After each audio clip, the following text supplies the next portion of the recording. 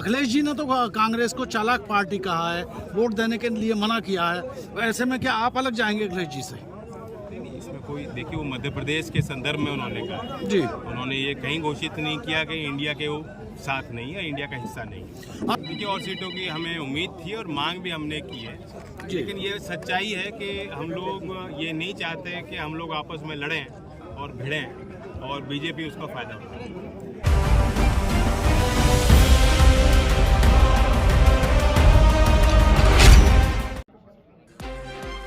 देश में लोकसभा चुनावों का समय अब नजदीक है, जिसको लेकर अब जगह जगह आपको चुनावी रैलियां होती दिखाई देंगी।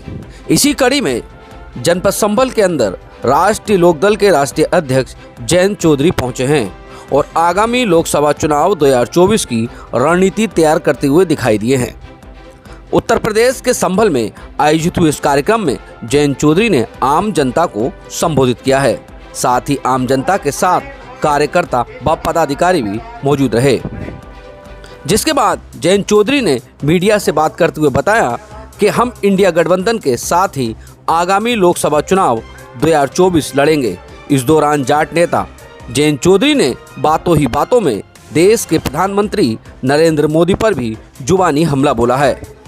आपको बता दें, जयंत चौधरी ने संभल से ही अपनी चुनावी रणनीति तैयार करना शुरू कर दी है और राजनीतिक गुरु मानते हैं कि पश्चिम की कई सीटों पर आरएलडी चुनाव लड़ना चाहती है, जिसको लेकर आरएलडी के प्रदेश अध्यक्ष भी इंडिया गठबंधन से 12 सीटों की मांग कर चुके हैं। इसी को लेकर जयंत चौधरी ने भी इस बात पर मोहर लगाई।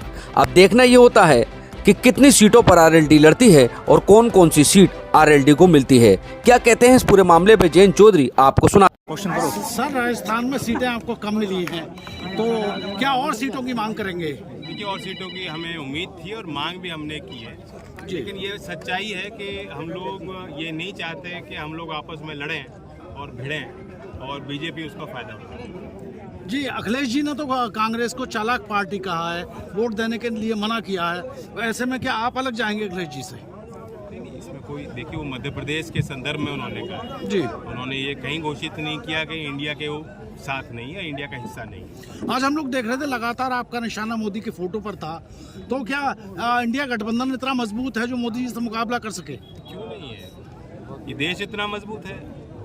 आज देश को बताया जा रहा है कि देश बहुत कमजोर है और टुकड़े टुकड़े हो जाएगा देश अगर ये एक आदमी ना चुने तो। मजबूरी है, इससे बेहतर कोई आदमी देश में नहीं है। तो जो 140 करोड़ में इससे बेहतर बहुत लोग हैं और इंडिया के घटक दलों में वो अनुभव है, वो एक्सपीरियंस है, वो लीडरशिप है कि उनमें क्षमताएं हैं कि देश को आगे ले जा सकते हैं। वो लोग पहले भी उन्होंने अपने स्तर पे, अपनी पार्टी में, अपने क्षेत्रों में किया है। साथ मिलकर हम लोग काम करेंगे और देश को एक अच्छी सकारात्मक दिशा देने के लिए प्रयास करेंगे। यूपी में कितनी सीटों पर आरएलडी चुनाव लड़ेगी सर? कितने होगा? अभी सीटों का कोई बंटवारा नहीं है, लेकिन इंडिया लड़ेगा। 80 के 80 सीटों पे इंडिया लड़ेगा। अभी तक आरएलडी प्रदेश अध्यक्ष तो 12 सीटों की मांग कर रहे हैं उत्तर प्रदेश में सर। उनका कहना ठीक है।